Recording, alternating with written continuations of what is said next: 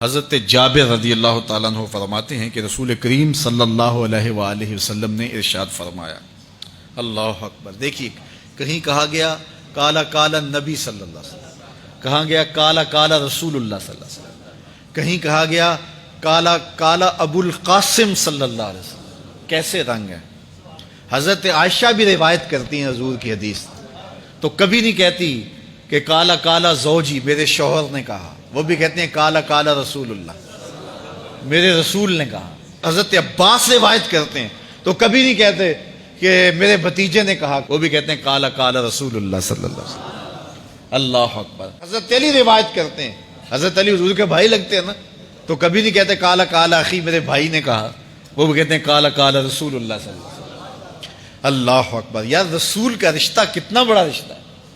تو کوئی نہیں کہتا میرے شوہر نے کہا ہے، کوئی نہیں کہتا میرے بھتیجے نے کہا ہے، کوئی نہیں کہتا کہ میرے بھائی نے کہا ہے، سارے کہتے ہیں میرے رسول نے کہا ہے۔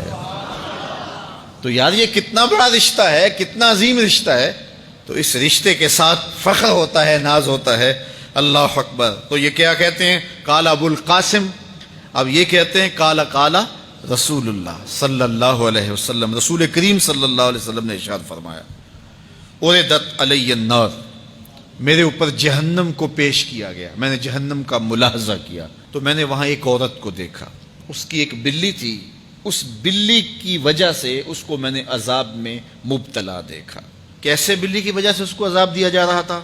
اس نے بلی کو باندھا ہوا تھا، قید کیا ہوا تھا، نہ تو اس کو وہ کوئی دودھ دیتی تھی، کوئی اس کو کھانے کے لیے چیز دیتی تھی، اور نہ ہی اس کو چھوڑتی تھی کہ وہ زمین کے کیڑے مکوڑے کھا کے اپنے پیٹ کی آگ بجھا سکے، یہاں تک کہ وہ بلی بھوک کی وجہ سے مر گئی۔ رسول اللہ فرماتے ہیں بلی کی اس مالکہ کو میں نے جہنم کی آگ میں جلستے ہوئے دیکھا۔ اور عمر بن عامر الخزائی، بنو خزاعہ کا شخص عمر، اس کو میں نے دیکھا اپنی انتڑیوں کو جہنم کی آگ میں دھکیل رہا ہے، اس کی انتڑیاں نکلی ہوئی ہیں اور جہنم کی آگ میں گھسیٹتی ہوئی اس کی انتڑیاں جا رہی ہیں۔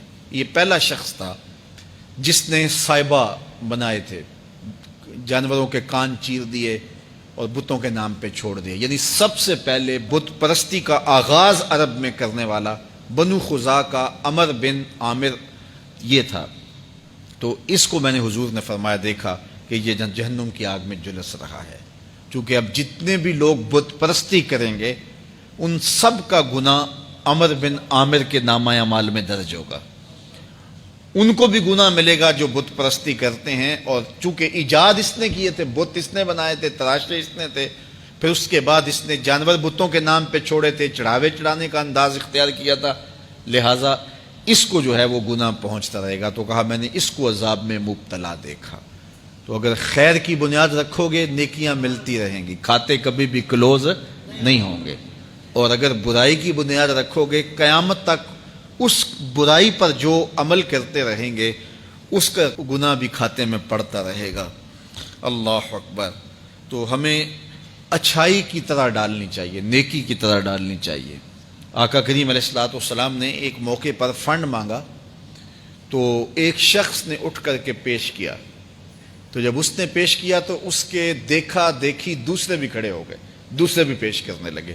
بعض کا سارے خاموش ہوتے ہیں، کوئی ہمت نہیں کرتا، تو ایک کھڑا ہوا تو اس کو دیکھ کے دوسرے بھی کھڑے ہو گئے۔ تب حضور نے فرمایا تھا من سنّا فی الاسلام سنۃ حسنۃ فلہ اجرھا، جس نے اسلام میں کوئی اچھا طریقہ رائج کیا اس کو اس کا اجر ملے گا، اور پھر اس کی دیکھا دیکھی جس نے بھی کوئی اچھا کام کیا اس کا اجر بھی اس کے اجر کی کمی کے بغیر اس کے کھاتے میں بھی داخل ہوتا رہے۔